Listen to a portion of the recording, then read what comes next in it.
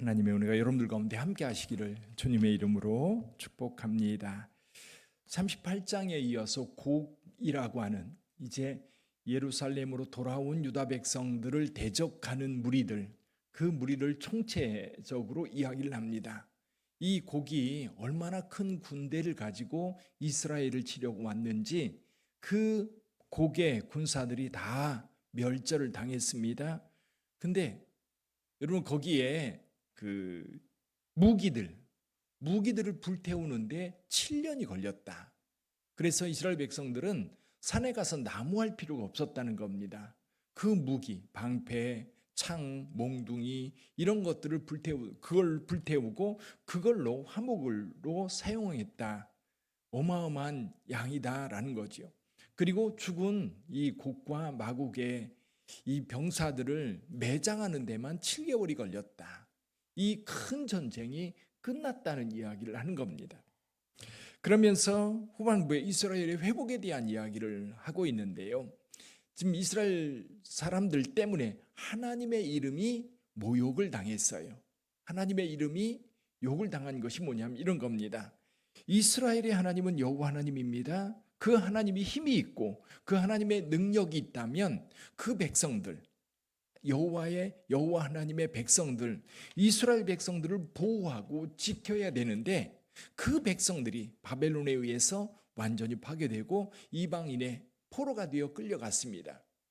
자, 하나님의 백성들이 패배를 해서 이방인에게 끌려갔다는 얘기는 주변 나라들에서 어떻게 들리냐면 이스라엘의 하나님은 무능한 하나님, 힘없는 하나님, 능력 없는 하나님. 그래서 그 백성들을 지키지 못해서 그 백성들을 온 세상이 흩었다. 세상은 그렇게 볼 거라는 거예요. 어떤 상황에서도 그 하나님은 자기 백성들을 지켜야만 그 하나님은 그 신은 능력 있는 신이고 힘 있는 신일 텐데 그 여호와 하나님이 자기 백성들을 패하게 만들고 이방이 흩어지게 만들고 포로가 되게 끌려가게 내버려 뒀다면 힘없는 하나님, 무능한 신, 그렇게 사람들에게 소문났을 거라는 거지요. 그러면 그렇게 소문나는 것은 뭐예요? 여호와의 영광이 가려진 것입니다. 하나님이 욕먹는 거지요. 그런데 이제 하나님께서 이제 흩어졌던 그 백성들을 다시 모아들이면서 하나님의 영광이 드러날 거라는 겁니다. 그 백성들 포로로 잡혀갔어요. 근데 무능한 신이라고 하면 아마도 그들을 다시 데려오지 못할 겁니다. 왜? 그쪽 나라에 더 능력 있는 신이 있을 테니까. 그 능력 있는 신을 제압하지 않으면 못 데리고 오는 거예요. 그럼 흩어졌던 이스라엘 백성들을 다시 예루살렘으로 돌아오게 할 때에 힘 있는 하나님의 이름이 이제 다시 사람들에게 칭송받게 될 거라는 거지요. 역시 그 하나님은 능력의 하나님이구나. 그래서 오늘 본문 말씀 25절 이하에 보면 하나님께서 이스라엘 백성들을 회복하는 이유에 대해서 이야기를 해주고 있습니다. 우리 27절을 좀 한번 읽어볼까요? 27절 같이 읽어봅니다. 내가 그들을 만민 중에서 돌아오게 하고 적국 중에서 모아내어 많은 민족이 보는 데에서 그들로 말미암아 나의 거룩함을 나타낼 때라. 이스라엘 백성들이 바벨론에서 각지 흩어진 데서 예루살렘으로 돌아오는 것을 볼 때에 그 하나님의 이름이 높임받을 거라는 거지요. 예를 들면 출애굽할 때에 애굽에 그렇게 많은 신들이 있었습니다. 근데 그 신들 하나하나 이제 무능력하게 만들면서 결국 이스라엘 백성들을 애굽에서 떠나게 만들었어요. 그때 하나님의 이름이 세상 속에서 높임받았던 겁니다. 동일한 거예요. 지금 바벨론 포로로 잡혀가 있는 그들 다 하나님께서 그들을 예루살렘으로 데려갈 겁니다. 그때가 언제예요? 하나님의 이름이 거룩히 여김을 받을 때, 하나님의 이름이 높임 받을 때, 하나님의 영광이 드러날 때. 28절도 한번 읽어볼까요? 28절 같이 읽어봅니다. 전에는 내가 그들이 사로잡혀 여러 나라에 이르게 하였거니와 후에는 내가 그들을 모아 고국 땅으로 돌아오게 하고 그 한 사람도 이방에 남기지 아니하리니 그들이 내가 여호와 자기들의 하나님인 줄을 알리라. 아멘. 자, 이스라엘 백성들이 어려움을 당할 때, 바벨론 포로로 잡혀갈 때, 예루살렘이 멸망당할 때 그들은 의심했어요. 여호와 하나님이 진짜 우리 하나님이신가? 진짜 능력의 하나님이신가? 우리를 진정 사랑하시는 하나님이신가? 그런데 그때는 하나님의 진노였어요. 그때는 하나님께서 이스라엘 백성들 하나님을 배신하고 불의를 행하고 악을 행할 때 그대로 둘 수가 없었어요. 그래서 하나님께서 그들을 이방 민족에게 내어 주었던 겁니다. 정신 차리라고, 깨어나라고. 그러니까 저와 여러분들에게도 어쩌면 어떤 힘든 일, 어려운 일이 닥쳤을 때에 하나님이 무능해서 나를 어려움 가운데 던져넣는 게 아니라 두 가지 이유가 있을 거예요. 하나는 내가 뭔가를 깨닫게 하기 위해서 하나님께서 내게 어려움을 주시는 경우도 있고, 또 하나는 뭐냐면 나를 연단하시는 거예요. 훈련하시는 거예요. 여러분, 학생들이 배우지 않으면 유능한 사람이 될 수 없습니다. 군인들이 훈련받지 않으면 유능한 군인이 될 수 없어요. 훈련은 어려워요. 피하고 싶어요.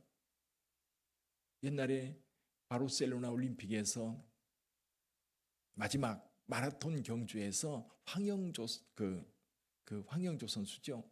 마라톤 금메달을 땄습니다. 근데 나중에 그런 얘기를 하는 거예요.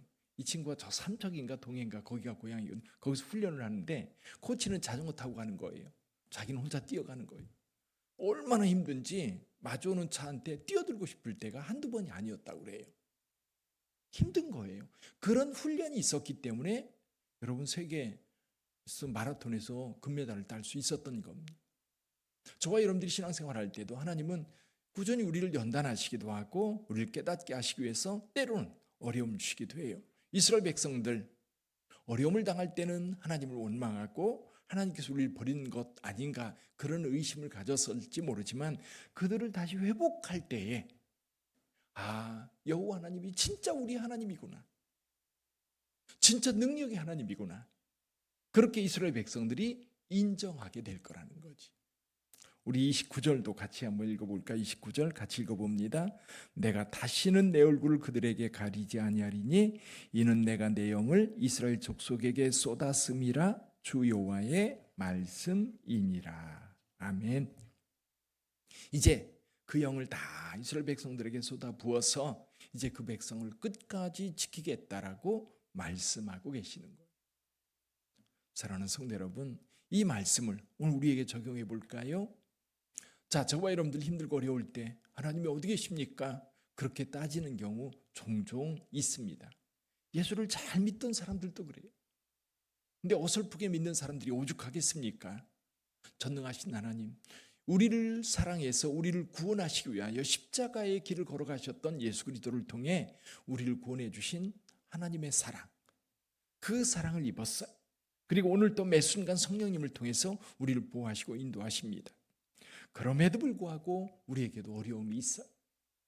여러분 어려움이 있을 때 여러분의 믿음이 흔들리지 않기를 바래요. 내가 좀 힘들다고 그것 때문에 하나님 원망하고 그것 때문에 하나님이 계신지 안 계신지 의문을 하는 그런 모습이 아니라 욥과 같은 믿음. 있는 거 다 사라져 버렸어요. 그때 욥이 뭐라고 얘기해요? 주시는 분도 하나님이시고 거두어가는 분도 하나님이라고 한다면 우리 하나님께 영광만 돌릴 뿐이다. 하나님을 찬송할 뿐이다. 어쩌면 그 믿음이 오늘 우리에게 필요한지 모르겠어요. 저와 여러분들이 예수님을 믿는다면 그 믿음을 굳게 잡고 가야 돼요. 전능하신 하나님, 그리고 나를 사랑하시는 하나님, 그 하나님에 대한 믿음이 있으면 여러분 세상 속에서 흔들리지 않을 것 같아요. 얼마 전에도 그 국민일보에 났어요. 그 한 아주 유능한 무당 점쟁이가 예수 믿게 된 거예요. 예수 믿고 나서 궁금했던 거예요. 궁금한 게 뭐냐면 자기의 고객 가운데 40%가 기독교인이었다는 거예요. 하나님을 믿는다면 왜 점쟁이를 찾아오느냐는 거지요. 그 이유를 잘 모르겠다는 겁니다. 그래요. 저와 여러분들이 전능하신 하나님을 믿는다면 내 인생에 있어서 의심할 게 없는 거예요. 하나님이 나를 향한 가장 좋은 것으로 주실 것이고 나를 사랑하신다면 내게 가장 아름다운 것으로 가장 좋은 것으로 가장 필요한 것으로 우리를 보호하시고 인도하실 거예요. 믿습니까? 그 믿음이 오늘 우리에게 필요한 거예요. 그 믿음이 우리에게 있다면 오늘 하루를 살아갈 때도 행복하게 살아갈 수 있어요. 두려움과 불안이 아니라 감사함으로 살아갈 수 있어요. 자신 있게 살아갈 수 있어요. 그 은혜가 저와 여러분들에게 있기를 주님의 이름으로 축원합니다. 그래서 뭐가 궁금해가지고 막 점쟁이 찾아가는 게 아니라 주님 앞에 나와 기도하면 주께서 우리의 길에 함께 하신다는 확신을 주시고 그 믿음의 길을 걸어가게 주님께서 도우시는 줄 믿습니다.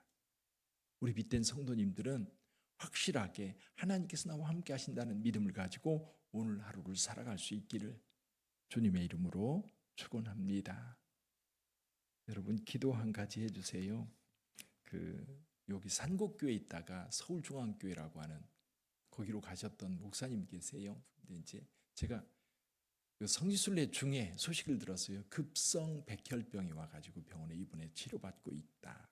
근데 어젯밤에 어제 저녁에 폐혈증이 와서 급하게 중환자실에 입원했다는 얘기를 들었습니다. 여러분 같이 기도해 주십시오. 남의 일이 아닙니다. 우리가 같이 알고 있는 분이라고 한다면 여러분 같이 기도해 주셔서 우리 하나님께서 우리 김성수 목사님에게 치유의 은혜를 더하여 주셔서 온전히 회복되어 주의 사역 잘 감당할 수 있도록 해달라고 여러분 함께 기도해 주시면 감사하겠습니다. 기도하겠습니다.